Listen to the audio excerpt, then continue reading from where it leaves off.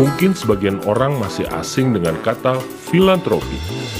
Apa sebenarnya arti kata ini? Kata filantropi berasal dari bahasa Yunani, philos dan anthropos. Keduanya bermakna love of people atau cinta kasih terhadap sesama. Kata filantropi ini juga sering diartikan berbagi sumber daya pribadi untuk kepentingan dan kemaslahatan bersama atau sharing private resources for public benefit. Nah, apa saja sumber daya ini? Bentuknya bisa berupa uang, barang, ide atau pemikiran, tenaga, dan jaringan. Secara umum, filantropi didefinisikan sebagai aktivitas berbagi dukungan dan sumber daya dengan sukarela yang dilakukan secara terorganisir karena didorong cinta kasih kepada sesama untuk mengatasi masalah sosial kemanusiaan serta memajukan kepentingan umum. Di Indonesia, kegiatan filantropi ini telah dilakukan sejak dulu melalui konsep gotong royong. Awalnya, filantropi di negara ini dimulai dari kegiatan amal tradisional dan berdasarkan tradisi agama. Bentuknya pun direct giving, atau bantuan langsung yang hanya berdampak jangka pendek.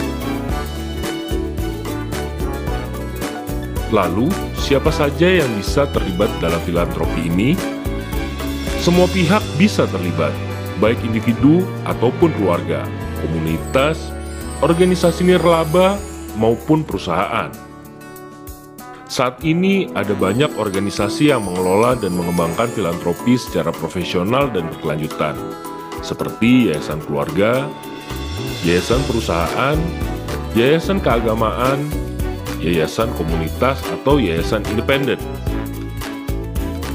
Sebagian organisasi itu pun berperan sebagai grant maker atau pemberi dana.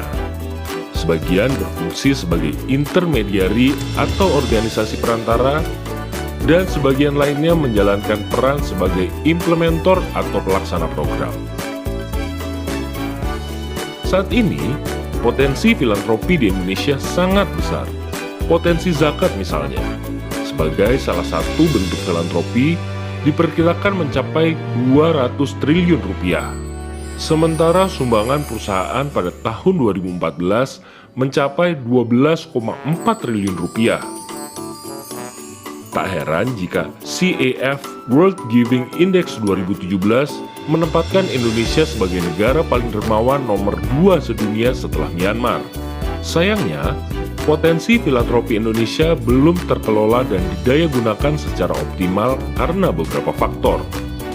Pertama, pola menyumbang masyarakat masih bersifat karitatif, direct giving, dan berorientasi jangka pendek. Kedua, data dan informasi terkait filantropi masih minim. Kebiasaan masyarakat menyumbang secara anonim atau tidak menyebut nama atau menyebut hamba Tuhan menyulitkan lembaga filantropi untuk menyusun database dan melakukan perawatan donatur.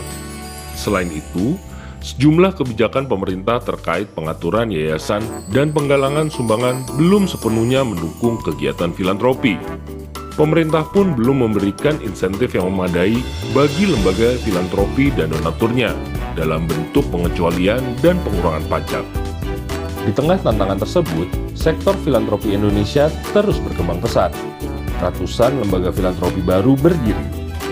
Sementara pendayagunaan sumbangan meluas ke program yang strategis dan jangka panjang, seperti pelestarian lingkungan, pemberdayaan ekonomi, perlindungan perempuan dan anak, sampai advokasi kebijakan.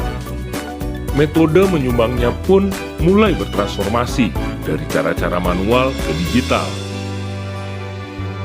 Pemerintah juga mengakui peran dan kontribusi filantropi dan menempatkannya sebagai salah satu dari mitra strategis dan pemangku kepentingan dalam pencapaian tujuan pembangunan berkelanjutan atau Sustainable Development Goals atau SDGs berdasarkan Peraturan Presiden Nomor 59 Tahun 2017. Dengan semakin pesatnya perkembangan filantropi di Indonesia, maka dibutuhkanlah wadah yang dapat memfasilitasi, memberikan arahan, serta mengadvokasi kepentingan para penggiat filantropi. Perhimpunan Filantropi Indonesia pun hadir sebagai fasilitator dan pendukung sektor filantropi di tingkat nasional maupun global. Keberadaan perhimpunan ini pun dimaksudkan untuk memajukan dunia filantropi di Indonesia agar bisa berkontribusi dalam pencapaian keadilan sosial dan pembangunan berkelanjutan.